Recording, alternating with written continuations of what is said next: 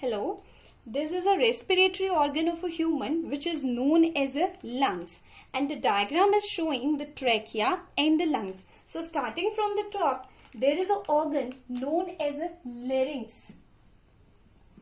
This larynx is a sound producing organ. We also call it as a sound box because it helps in the production of the sound. And the larynx lead into the tube that is known as a trachea. Trachea is also known as a windpipe, and in the trachea we can clearly see the cartilaginous rings are present over there to prevent the system from collapsing. Now the trachea divide at the level of a fifth thoracic vertebra. This divide at the level of fifth thoracic vertebra and goes into the each respective lung, and we call that part as a bronchus. So on the basis of the position of a lung, we call it as a right bronchus, and this is known as a left bronchus.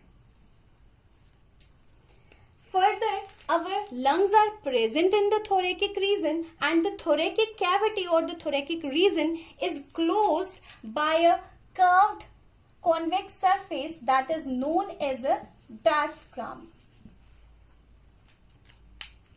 Lungs are very soft, they are very spongy, elastic organs with a smooth shining surface, and they are pinkish in color, and due to the increase in age and due to the several other factors like the smoking, like the pollution, they may get changed into the black color, and these lungs are protected by a structure that is known as a rib cage.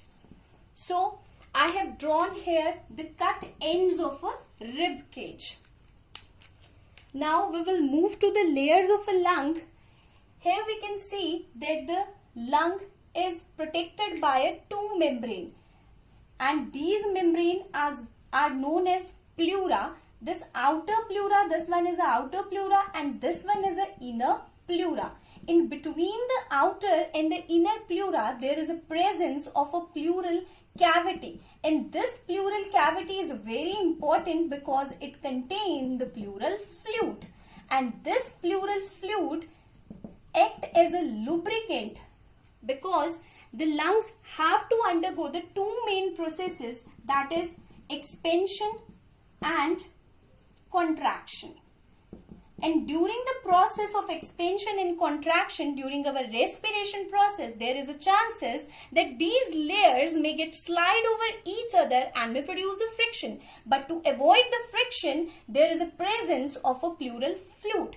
Now, this part is known as an apex part and this part is known as a base part. Our both lungs are dissimilar. Our right lung, this is the right lung, and this is slightly heavier and larger, and the left lung is slightly smaller and lighter. Here we can see that the left and the right lung is divided into a lobes. Our right lung is divided into three lobes.